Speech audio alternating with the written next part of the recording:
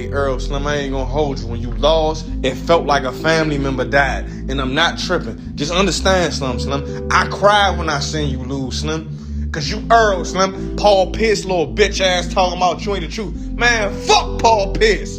For real. He threw me off. Fuck you mean you ain't the truth. You still the truth in my eyes, Slim. And I'm gonna tell you like this, Earl. When we get that shit back in blood at 154, watch how all the people be like, oh, yeah, I knew Earl was gonna bounce back. Nah, don't be with us now.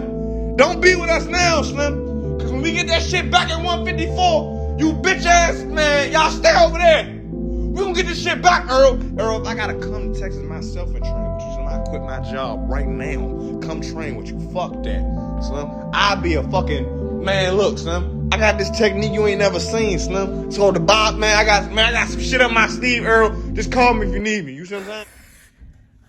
Listen to me.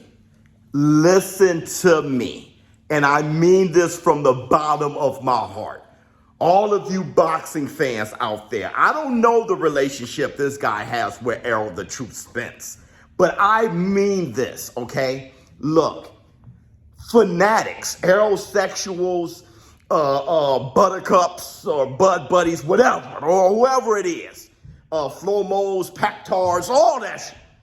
I'm going to tell you guys the way I told Deontay Wilder fans. Remember, Wilder fans, remember I told you. I said Tyson Fury is going to knock Wilder out. But when it happens, and I was talking about the third fight, when everybody was calling me a coon and mad at me, I'm not Fury. I'm not your op. And I told you guys, when that happens, you didn't get knocked out. Wilder did.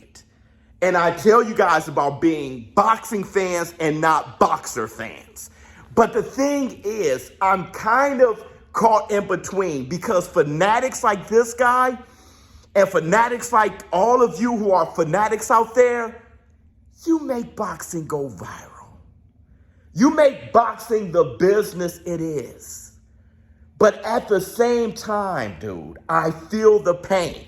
And I've told this story a million times. When Roy Jones Jr. lost, is there any excuses tonight, Roy? Because Roy had a hard fight that first fight with Tarver, and I was saying he came down. The only reason he had a hard fight with Tarver is because he lost muscle mass, and all of those things were true. He did it within 3 months. He struggled with Tarver, but Tarver is nowhere in the class of Roy Jones Jr.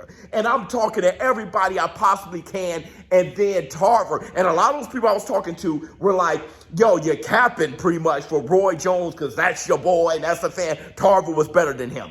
And all of them had a big I told you so when Tarver said any excuses tonight, Roy, and knocked him out. I couldn't sleep. And then Roy Jones came back for a tune-up with Glenn Johnson, and he caught a seizure. You cannot get lower than me. My middle brother tells the story about how he was sick for months when Mike Tyson lost to Buster Douglas. And I remember when Roy Jones Jr. lost. My brother, this is what changed me as a boxing fan for the rest of my life. My brother was leaving my house because they all watched it at my house.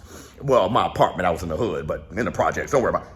My brother put his hand on my shoulder and said, let this be the last time that your entire being, you invest in another man who don't know who you are, okay?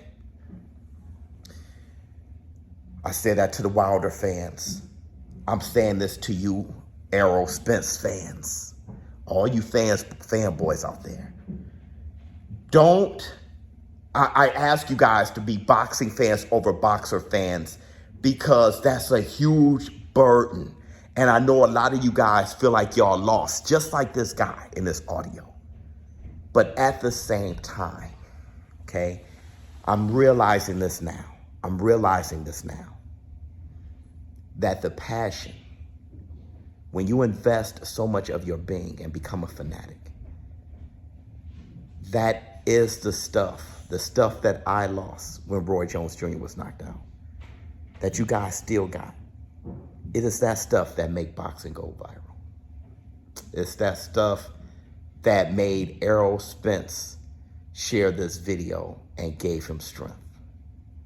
So that magic that left because I was totally scarred by Roy Jones Jr. getting knocked out. That magic that left, there's a bit of me that wishes I still had that, right? Like I wish I still, there's a bit of me like that. He's my everything. I remember looking at Michael Moorer. I was a huge fan of his and Holyfield. I just remember like seeing them get in the ring and I had chills. I literally had chills.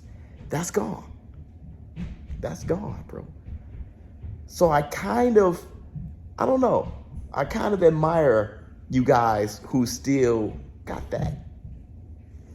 But at the same time, dude, I don't envy the pain y'all feel because I put boxing first. And I just wanted to say, if you can put boxing first, you're going to rid yourself of all that burden.